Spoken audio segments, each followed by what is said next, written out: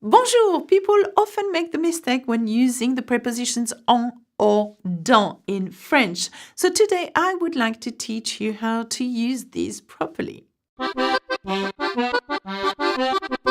Okay, so the objective of this lesson is to teach you about the prepositions en or dans, okay? Now, as I said, en and dans are both prepositions. They both mean in. So the difficulty here is to know when to use one or the other, bearing in mind that they are not interchangeable, if that is a word, interchangeable.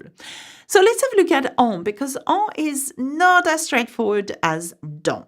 Now, en is used to introduce, for example, name of countries, of regions. For example, we could say, j'habite en France, I live in France.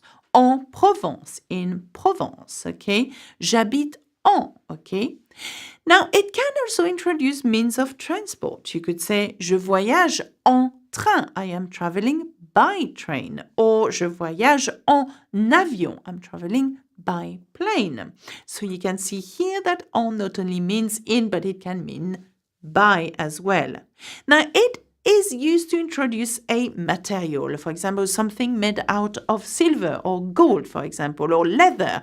You would say, j'ai une bague en argent. I have a ring made of silver, okay? En argent, in silver. En is also used as a way to divide something. So you could say, une histoire en 3 volumes, a story in 3 volumes. Or an emotional or physical state. You could say, je suis en colère, I am angry. Or je suis en forme, I am in good shape.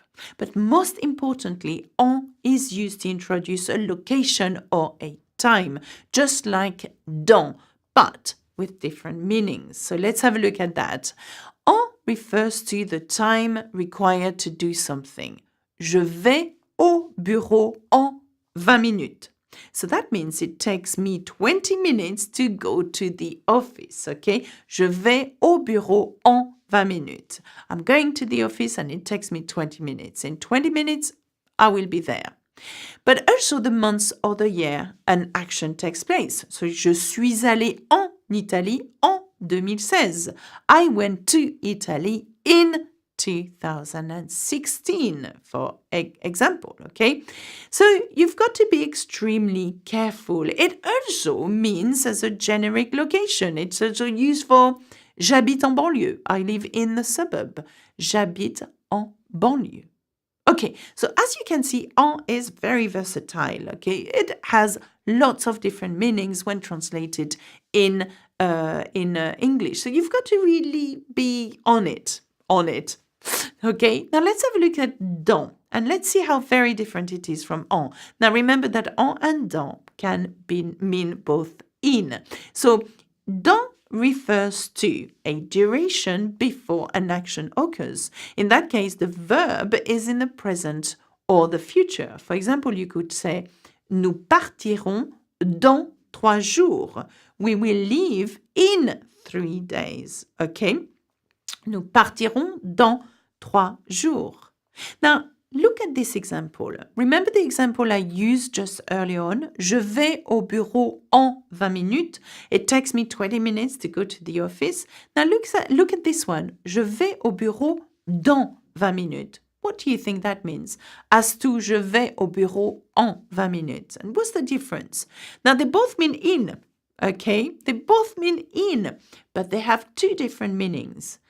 Je vais au bureau dans 20 minutes means I will go to the office in 20 minutes. Okay? Dans 20 minutes. Okay?